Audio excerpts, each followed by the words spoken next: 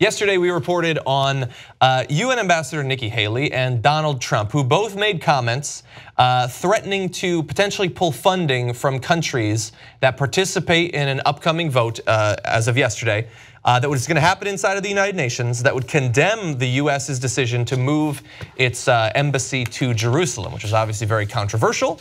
And they did it, and there has been violence as a result of it. People have lost their lives, and there are significant concerns about the effect on the long-term push for peace in that region as a result of it.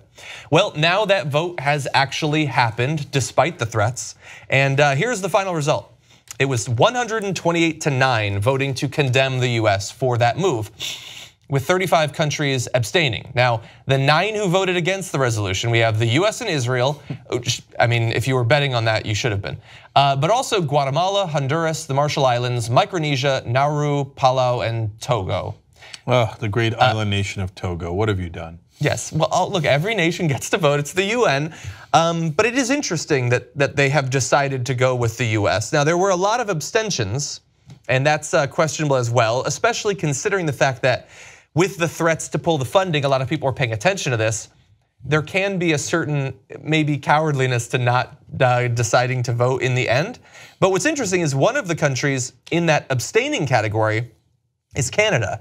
And it was reported by Barack Ravid earlier today that Canada had considered voting against the resolution, but changed the vote to abstention after hearing Trump's threats in order not to be perceived as a US puppet, according to diplomats who were briefed on the matter.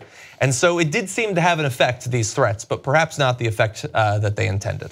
Well, that's exactly what we talked about on the show yesterday. I mean, now if you cave into Trump's overt threats, you look like a lapdog. You look like Tony Blair or worse going along with the Iraq war.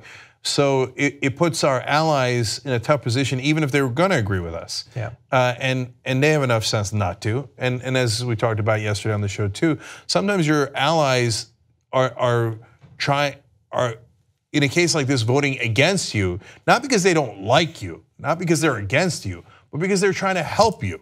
Yeah. Say this is a bad idea. It's going to destabilize the Middle East. It's not going to help Israel. It's not going to help yourself. And so Canada did the right thing, and so did 128 other countries. Yeah. And so we're now perceived as the bullies of the world, and it's not even working. Yeah, well, let's see if this messaging helps. So Nikki Haley spoke at the UN before the vote, but probably had a pretty good idea of how it was going to go. And here is a small section of what she said. To its shame, the United Nations has long been a hostile place for the state of Israel. Both the current and the previous Secretary Generals have objected to the UN's disproportionate focus on Israel. It's a wrong that undermines the credibility of this institution. I've often wondered why, in the face of such hostility, Israel has chosen to remain a member of this body. And then I remember that Israel has chosen to remain in this institution because it's important to stand up for yourself.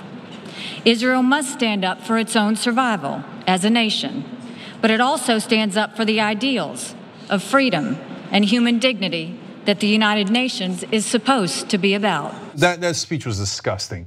And look, I want there to be 2 states. I want Israel to be free and independent and a great ally and all those wonderful things.